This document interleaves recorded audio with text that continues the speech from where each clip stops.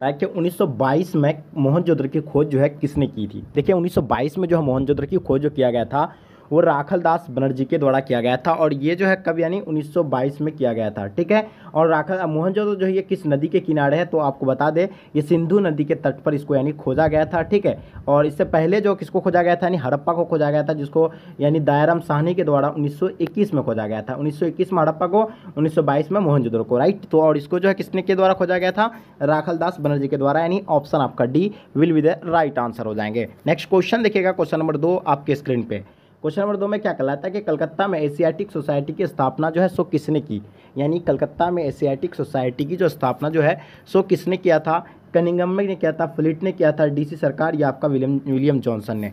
तो देखिए इसमें जो है कलकत्ता में एशियाटिक सोसाइटी की जो स्थापना किया गया था वो विलियम जॉन्स के द्वारा किया गया था, यानी इसका आंसर सो होगा आपका option D will be the right answer हो जाएंगे। ठीक है, नेक्स्ट क्वेश्चन देखेंगे आपके स्क्रीन पे। क्वेश्चन नंबर 3 क्या कहलाता है कि तीसरा नंबर में कहलाता है कि मोहनजोदड़ो किस नदी के किनारे स्थित है। अभी आपको हम बताएं ऊपर वाला सवाल में ही कि मोहनजोदड़ो जो आपका यानी सिंधु नदी के किनारे है, और हड़प्पा जो आपका यानी रावी नदी के किनारे है, और मोहनजोदड़ो का खोज आपका 1922 में किया गया था, और ये किसके द्वारा, राखल दास बनर्जी के द्वारा। और रावी जो नदी के तट पर जो हड़प्पा है इसका खोज 1921 में दयाराम साहनी के द्वारा खोजा गया था। राइट, चलिए बहुत बढ़िया। चलिए नेक्स्ट क्वेश्चन देखेंगे, क्वेश्चन नंबर 4 आपके स्क्रीन पे। एक क्वेश्चन से आपका 4 से 5 क्वेश्चन जो है सो सॉल्व हो जाएंगे, बस आपको ध्यानपूर्वक अच्छे से क्लास को करना है। ठीक है, लोथल जो है कहाँ पे स्थित है, लोथल के बारे में बताना, ये कहाँ पे स्थित है, गुजरात में स्थित है, पश्चिम बंगाल में स्थित है, राजस्थान में, आपका पंजाब में। तो देखिए लोथल जो आपका यानी कहाँ पे स्थित है, ये गुजरात में स्थित है। कुछ बच्चे अक्सर जो है कंफ्यूज हो जाते हैं, जो है कुछ बच्चे क्या कर देते हैं, राजस्थान कर देते हैं, क्योंकि कालीबंगान के बारे में अगर पूछा जाए तब आपको यानी राजस्थान देना है। ठीक है, लोथल के बारे में पूछा जाए तो आपका यानी क्या होगा, यानी गुजरात, यानी ऑप्शन आपका ए जो है सो राइट आंसर हो जाएंगे। चलिए बात करते हैं क्वेश्चन नंबर 5 आपके स्क्रीन पे। क्वेश्चन नंबर 5 में क्या कहलाता है कि भारतीय पुरातत्व का पिता जो है सो किसे कहा जाता है। देखिए भारतीय पुरातत्व का जो पिता जो है अलेक्जेंडर कनिंघम को कहा जाता है, क्योंकि इसी के द्वारा ही खोजा गया था सबसे पहले। ठीक है, तो इसका आंसर आपका जो है सो बी राइट आंसर हो जाएंगे। चलिए नेक्स्ट क्वेश्चन देखेंगे आपके स्क्रीन।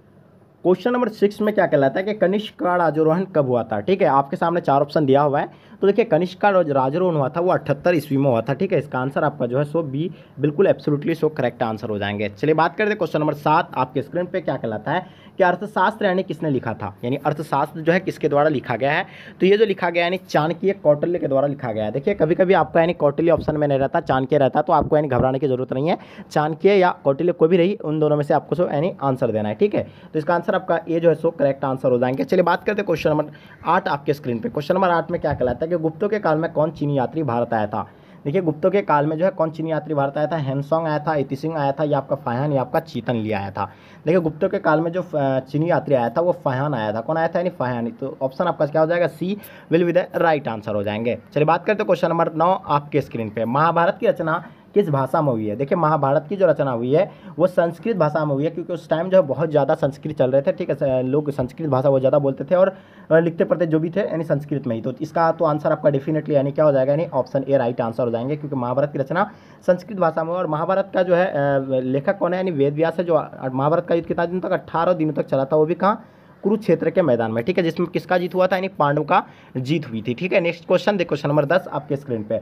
धम्म की शुरुआत जो है किसने की थी। देखिए धम्म की जो शुरुआत सबसे प्रथम जो है अशोक के द्वारा, यानी धम्म की शुरुआत किया गया था किसके द्वारा, यानी अशोक के द्वारा। इसलिए सब कुछ जानते हैं अशोक के नाम से अशोक का धम्म। ठीक है, तो आपको कोई भी कंफ्यूजन नहीं होना है। ठीक है, फर्स्ट क्वेश्चन नंबर 10 का ऑप्शन बी राइट आंसर हो जाएंगे। क्वेश्चन नंबर 11 आपके स्क्रीन पे।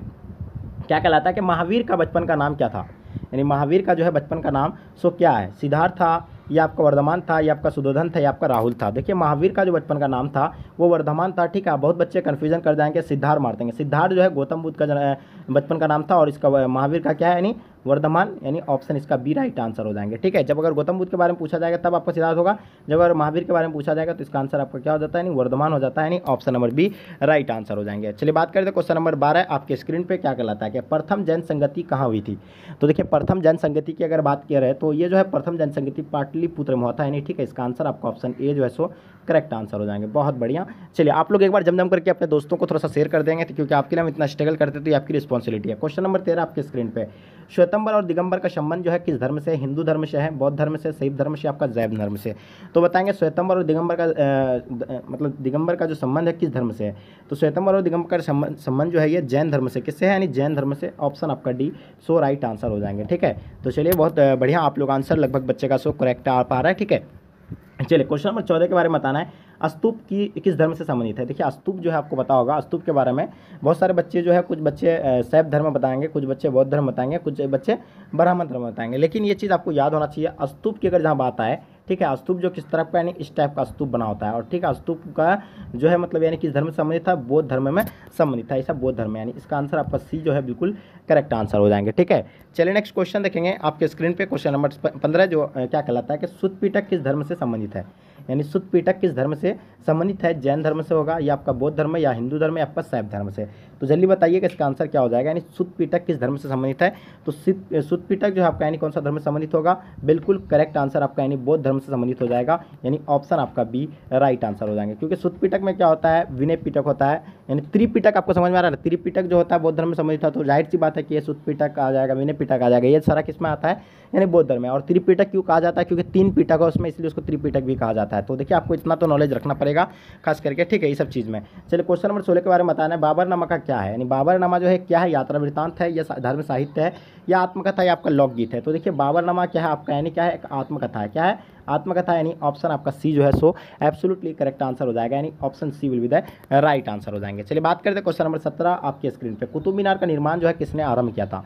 देखिए कुतुब मीनार का निर्माण जो है वो कुतुबुद्दीन ऐबक के द्वारा इसका निर्माण किया गया था, और इसको जो पूरा किया गया था यानी इल्तुतमिश के द्वारा यानी पूरा किया गया था। ठीक है, जो इसका जो निर्माण शुरू किया था यानी कुतुबुद्दीन ऐबक, ठीक है, इसका जो कार्य को पूरा किया था वो इल्तुतमिश के द्वारा। ठीक है, चलिए, और राजिया सुल्ताना आपको पता होगा इसका बेटी है, तो इसका बेटी का नाम क्या था, राजिया सुल्ताना, जो प्रथम महिला शासिका रही है राजिया सुल्ताना। ठीक है, आपको भी पता होना चाहिए, एक एक क्वेश्चन को आपको 5 क्वेश्चन से आपको यानी रिवील करना है। ठीक है, क्वेश्चन नंबर 8 का आंसर क्या हो जाएगा आपका, जिजिया जो है किससे लिया जाता था।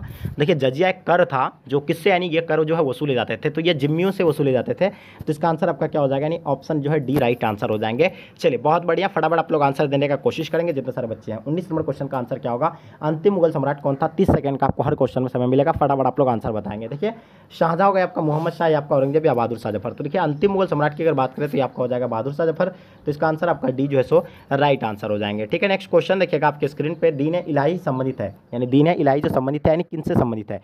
तो देखिए दीन इलाही जो है अकबर के द्वारा ये धर्म चलाया गया था, और ये कब चलाया गया था, 1581 में धर्म चलाया गया था, क्योंकि अकबर जो है सभी धर्मों का क्या किया था यानी प्रशिक्षण किया था। ठीक है, जिसमें सभी में धर्मों में यानी कुछ ना कुछ उसको कमियां दिखा। ठीक है, तो इसलिए वो एक जो है धर्म चलाया जिसमें हिंदू मुस्लिम सबको यानी क्या करता है, इसमें यानी बताते हिंदू सबको बताते थे कि इस धर्म को आप लोग अपनाइए, क्योंकि ये धर्म में जो है सब चीज़ है। ठीक है, तो वो जो है कुछ दिन तक चला था और ये जाकर के बाद में फिर खत्म हो गया था। तो ठीक है, तो ये जो है दीन इलाही किस संबंधित है, अकबर से। ठीक है, 1581 में जो है इसके द्वारा ये चला गया था, ये धर्म था। ठीक है, दीन इलाही। चलिए देखिएगा क्वेश्चन नंबर 21 आपके स्क्रीन पे, अकबर के काल में राजस्व व्यवस्था किसके नियंत्रण में था। जो अकबर के काल में जो था राजस्व उसका व्यवस्था जो सारा जो कार्य किसके मतलब नियंत्रण में था, तो उस टाइम जो था यानी टोडरमल के नियंत्रण में था। ठीक है, और उसका बेरम का जो है पूरा यानी अध्यक्षता संभालते थे उसका, ये भी आपको पता होना चाहिए। चलिए बात करते हैं क्वेश्चन नंबर 22 आपके स्क्रीन पे, पानीपत का द्वितीय युद्ध यानी कब हुआ था। देखिए पानीपत का प्रथम युद्ध के बारे में तो आप लोगों को पता होगा, जो 1526 को हुआ था। ठीक है, और यहीं से जो है मुगल वंश का नींव रखा गया था, किसके द्वारा, यानी बाबर के द्वारा मुगल वंश का नींव रखा गया, जिसमें इब्राहिम लोदी को हरा करके बाबर ने मुगल वंश का नींव 1526 में रखा था। तो उसी तरह पानीपत का द्वितीय युद्ध जो हुआ था यानी 1556 में हुआ था। क्या हुआ था, 1556 में हुआ था, जिसमें अकबर ने इसको हरा दिया था। ठीक है, चलिए बहुत बढ़िया, ऑप्शन आपका बी राइट आंसर हो जाएंगे। चलिए बात करते हैं क्वेश्चन नंबर 23 आपके स्क्रीन पे, कृष्णदेव राय किस वंश का राजा था, यानी कृष्णदेव राय जो है ये आपका यानी किस वंश का राजा था। तो ये तुलु वंश का आपका यानी राजा था। कृष्ण किसका राजा था, यानी तुलु वंश का। तो ऑप्शन आपका सी जो है सो राइट आंसर हो जाएंगे। चलिए बहुत बढ़िया, नेक्स्ट क्वेश्चन देखेंगे आपके स्क्रीन पे, क्वेश्चन नंबर 24, निकोलो कोंटी किस शासक के कार्यकाल में आया था। ठीक है, तो निकोलो कोंटी के बारे में बताना है। तो निकोलो कोंटी जो आए थे यानी देवराय प्रथम के काल में आए थे, तो इसका आंसर आपका ऑप्शन ए जो है सो एब्सोल्युटली राइट आंसर हो जाएंगे। ठीक है, नेक्स्ट क्वेश्चन देखिएगा आपकी स्क्रीन पे, क्वेश्चन नंबर 25 क्या कहलाता है। ठीक है, 25 नंबर क्वेश्चन में, किस राज्य को हम्पी के नाम से भी जाना जाता है। देखिए किस राज्य को हम्पी के नाम से जाना जाता है, तो विजयनगर को जो है हम्पी के नाम से जाना जाता है। इसका आंसर आपका डी जो है बिल्कुल एब्सोल्युटली सो करेक्ट आंसर हो जाएंगे। ठीक है, चलिए नेक्स्ट क्वेश्चन देखेंगे, क्वेश्चन नंबर 26 क्या कहलाता है कि प्रसिद्ध विरूपाक्ष मंदिर जो है आपका ये कहाँ पे स्थित है, यानी प्रसिद्ध विरूपाक्ष मंदिर जो है ये कहाँ पे स्थित है। तो ये जो आपका यानी हम्पी में स्थित है। ठीक है, यानी हम्पी जो विजयनगर है, विजयनगर का नाम यानी हम्पी के नाम से जाना था, यानी ऑप्शन आपका ए जो है सो राइट आंसर हो जाएंगे। चलिए बात करते हैं क्वेश्चन नंबर 27 क्या कहलाता है इसमें कि दिल्ली सल्तनत की स्थापना कब हुई थी। देखिए दिल्ली सल्तनत की जो स्थापना हुआ था वो 1206 में हुआ था। कब हुआ था, यानी 1206 में हुआ था। तो इसका आंसर आपका ऑप्शन ए जो है सो राइट आंसर हो जाएंगे। ठीक है, और दिल्ली सल्तनत का जो है नष्ट यानी यहाँ पे नष्ट जो है कब हो गया था, 1526 में ही नष्ट कर दिया था। किसने किया था, इब्राहिम लोदी लास्ट यानी शासक था किसका, दिल्ली सल्तनत का, ठीक है। और वो जो है इसको यानी बाबर ने उसको जो है परास्त कर दिया था, ठीक है। क्वेश्चन नंबर 28 की बात करते हैं, तलवंडी किसका जन्म स्थान था। देखिए तलवंडी के बारे में अगर बात करें तो तलवंडी जो है गुरु नानक का जन्म स्थान था, ठीक है। इसका आंसर आपका ऑप्शन बी जो है सो एब्सोल्युटली करेक्ट आंसर हो जाएंगे। चलिए बात करते हैं क्वेश्चन नंबर 29 क्या कहलाता है, उत्तर भारत में यानी भक्ति आंदोलन का आरंभ जो है किस संत ने शुरू किया। यानी उत्तर भारत में भक्ति आंदोलन का आरंभ जो है सो किस संत ने शुरू किया था, रामानंद ने किया था, कबीर ने किया था, चैतन्य आपका या गुरु नानक ने किया था। तो देखिए उत्तर भारत में जो भक्ति आंदोलन का आरंभ जो किया था वो रामानंद के द्वारा शुरू किया गया था, तो इसका आंसर आपका ए जो है सो राइट आंसर हो जाएंगे। चलिए बात करते हैं क्वेश्चन नंबर 30 आपके स्क्रीन पे क्या कहलाता है कि मेगास्थनीज किस देश का रहने वाले थे। यानी मेगास्थनीज जो थे यानी किस देश के रहने वाले थे, बहुत बच्चे मोरक्को को बताएंगे, लेकिन ये यूनान के रहने वाले थे। कहाँ के थे, यानी यूनान के, यानी ऑप्शन आपका ए जो है सो करेक्ट आंसर हो जाएंगे, ठीक है। चलिए बात करते हैं क्वेश्चन नंबर 31 आपके स्क्रीन पे, अफनासी निकेतन कौन था। यानी अफनासी निकेतन के बारे में आपको बताना है जो सो ये कौन थे, यानी राजदूत थे, यात्री थे, लेखक थे या आपका व्यापारी थे। देखिए अफनासी निकेतन क्या थे, क्या थे, यात्री थे या व्यापारी थे। बहुत सारे बच्चे इसका कमेंट करके आप लोग आंसर बताइए, इसका आंसर परफेक्ट आंसर क्या होगा, ठीक है। हमें आप लोग कमेंट करके जरूर बताएंगे जितने सारे बच्चे क्लास में। आप बताइएगा क्वेश्चन नंबर 32 आपके स्क्रीन पे क्या कहलाता है कि इब्न बतूता किस देश का यात्री था। यानी इब्न बतूता किस देश का यात्री था, मोरक्को का था या आपका मिस्र का था या तुर्की का या आपका ईरान का। देखिए इब्न बतूता की अगर बात करें तो इसका जो क्या होगा, यानी मोरक्को का यात्री था, यानी ऑप्शन आपका राइट आंसर हो जाएंगे। देखिए मेगास्थनीज जो था यूनान के थे, लेकिन इब्न बतूता आपका यानी मोरक्को का था, लेकिन बहुत सारे बच्चे गलत कर देते हैं, ठीक है। इब्न बतूता और मेगास्थनीज में अंतर है, आपको समझ में आ गया होगा अभी, ठीक है। तो ये जो है अपना इब्न बतूता किस के थे, मोरक्को के थे, राइट, जो अफ्रीकी यात्री थे। चलिए बात करते हैं क्वेश्चन नंबर आपके स्क्रीन पे 33 क्या कहलाता है, पुर्तगालियों ने गोवा पर अधिकार जो है कब किया था। तो पुर्तगालियों ने जो है गोवा पर अधिकार जो किया था यानी 1510 में किया था। एक्चुअल में आपको ये पता होना चाहिए कि बहुत सारे बच्चे सब बहुत जगह आपको क्या दिखेगा, यानी इब्न बतूता अफ्रीकी यात्री है, तो बट यहाँ आपका अफ्रीकी ऑप्शन नहीं है दिया हुआ है, तो अफ्रीकी में यानी मोरक्को, ठीक है, यानी मोरक्को जो है उसका जगह है अफ्रीका के अंदर ही है, तो इसका आंसर आपका क्या हो जाएगा, नहीं ऑप्शन ए जो है सो राइट आंसर हो जाएंगे। और ये तो आपका 1510 में इसका आपको पता हो गया कि पुर्तगाल ने जो गोवा पर अधिकार किया था वो 1510 में किया था, ठीक है। चलिए बात करते हैं क्वेश्चन नंबर आपके स्क्रीन पे 34 नंबर क्वेश्चन क्या कहलाता है कि इंग्लिश ईस्ट इंडिया कंपनी की स्थापना कब हुई है। तो जाहिर सी बात है सभी बच्चों को पता होगा कि इंग्लिश ईस्ट इंडिया कंपनी की स्थापना 1600 ईस्वी में हुआ था, जो कोलकाता में हुआ था, ठीक है।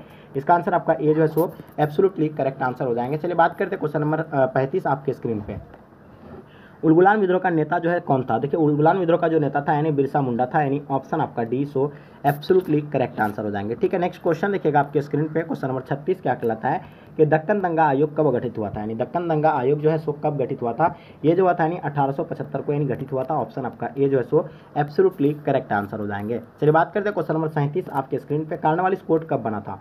देखिए कार्नवालिस कोड जो बना था ये आपको पता होगा, ये कार्नवालिस कोड जो है 1793 में बनाया गया था, ठीक है। यानी कब बनाया गया था, यानी 1793 में बनाया गया था, ठीक है। इसका आंसर आपका option B so absolutely right answer हो जाएंगे। और ये देखिए अस्थायी बंदोबस्त किसने लागू किया गया था, तो देखिए अस्थायी बंदोबस्त जो है कार्नवालिस ने ही लागू किया था, ठीक है। जो कार्नवालिस कोड बनाया था वही कार्नवालिस ही था, तो ऑप्शन आपका जो है सी राइट आंसर हो जाएंगे। और अस्थायी बंदोबस्त किसने लागू किया था, कार्नवालिस ने, जो कहाँ पे यानी बंगाल में लागू किया गया था, ठीक है। चलिए बात करते हैं क्वेश्चन नंबर 39 आपके स्क्रीन पे, कलकत्ता में सर्वोच्च न्यायालय की स्थापना कब हुई थी। देखिए कलकत्ता में जो सर्वोच्च न्यायालय की स्थापना हुआ था वो 1773 को हुआ था। देखिए बहुत जगह 1773 रहता है, बहुत जगह 1774 भी रहता है, तो आपको ध्यान रखना है, ठीक है। तो ये जो आपको ऑप्शन में दिया हुआ नहीं है कलकत्ता में सर्वोच्च न्यायालय की स्थापना, इसमें 1773 या 1774 इनमें से कोई भी दिया हुआ नहीं है, तो इसका आंसर आपका जाहिर सी बात है कि इनमें से कोई नहीं होगा, यानी ऑप्शन आपका डी जो है सो एब्सोल्युटली करेक्ट आंसर हो जाएंगे, ठीक है।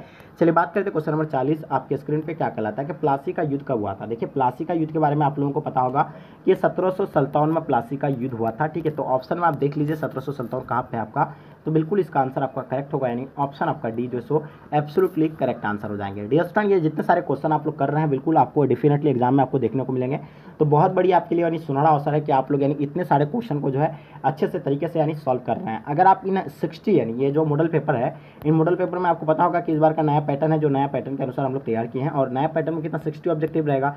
अगर आप 60 में से अगर 40 प्लस भी अगर आप आंसर कर देते हैं तो डियर स्टूडेंट समझ जाइए कि आपका तैयारी जो है सो पूर्ण रूप से यानी हो गया है, ठीक है। बस आपको थोड़ा सा और एफर्ट लगाना है, बस आपको तैयारी में नियंत्रण बनाए रखना है, यानी नहीं कि आपको यानी पेशेंस खो देना है, 2 दिन तैयारी किए 3 दिन छोड़ दिया, इस तरह का आपको नहीं करना है। अगर आप लोग 40 प्लस अगर जो भी बच्चे सॉल्व कर लेते हैं तो मैं उसका गारंटी से कहता हूँ कि आप यानी टॉपर की लिस्ट में जो है आप सो आ जाएंगे, ठीक है। तो कोई भी बच्चे जो है सो गलती नहीं करेंगे। वीर कुंवर सिंह का जन्म जो है कब हुआ था, जगदीशपुर में, झांसी में, आपका कानपुर या आपका जबलपुर में। तो देखिए वीर कुंवर सिंह का जन्म हुआ था वो जगदीशपुर में हुआ था, यानी ऑप्शन आपका ए जो है सो एब्सोल्युटली करेक्ट आंसर हो जाएंगे। बात करते हैं question number 42 the great revolt नामक पुस्तक के लेखक कौन है? तो द ग्रेट रिवोल्ट नामक पुस्तक के जो लेखक है वो अशोक मेहता जी है।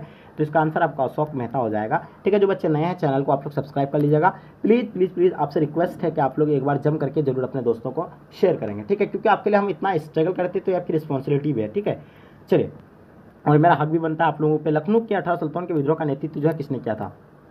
देखिए, लखनऊ में जो है 18 सुल्तान के विद्रोह का जो नेतृत्व जो किया था वो किसके द्वारा किया गया था? यानी बेगम हजरत महल के द्वारा किया गया था। यानी ऑप्शन आपका B so absolutely right answer हो जाएंगे। क्वेश्चन नंबर 44 आपके स्क्रीन पे, 18 सुल्तान के विद्रोह के समय भारत का गवर्नर जनरल कौन था? देखिए, 18 सुल्तान के विद्रोह के समय जो भारत का गवर्नर जनरल था, तो ये आपको बताना है क्या लॉर्ड कैनिंग था या लॉर्ड क्लाइव था? इन दोनों में से आपको फटाफट करके आपको हमें कमेंट करके बताना है। ठीक है, ये क्वेश्चन आपके लिए छोड़ दिया हम।